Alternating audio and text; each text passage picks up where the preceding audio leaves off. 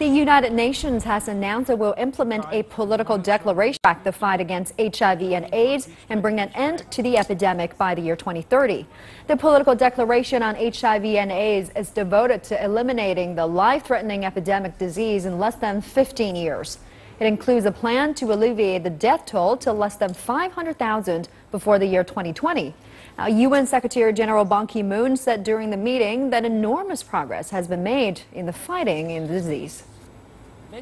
The AIDS response is a source of innovation and inspiration, demonstrating what is possible when science, community activism, political leadership, and passion and compassion come together.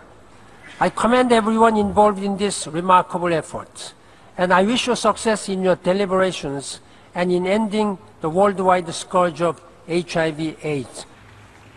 And several heads of state, health experts, and people living with HIV, as well as representatives from civil society and international organizations, attended the three-day high-level meeting. Following the declaration, work will now begin on setting up a fast-paced strategy to end the epidemic by 2030.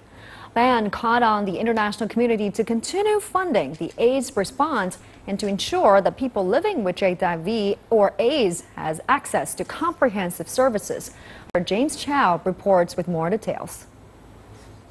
It's a political declaration that's being called new, bold, progressive, historic, but probably most importantly, urgent as well.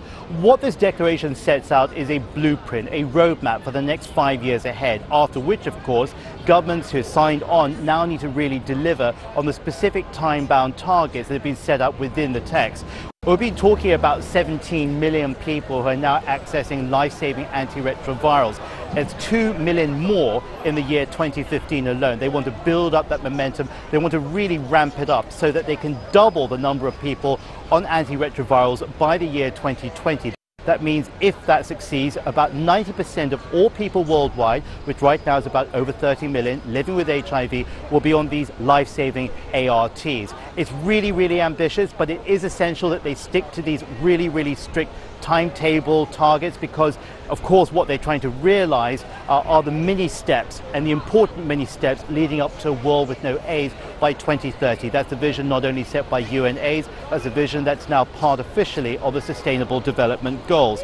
They've also laid out targets that relate to the prevention of HIV infections in children, in girls and in women. A lot of people still don't realize that if you're living in a developing country and if you're a woman of reproductive age, the most likely disease you're going to die of is still AIDS. We've been talking to many people over the last couple in New York, to scientists, to innovators, to political figures, and of course to the UN itself. And what they agree is that the governments really need to commit. They really need to deliver on what they signed off on here. Every single member state has signed off here on the high-level meeting. This is not simply a high-level meeting on AIDS, but a high-level meeting on ending AIDS.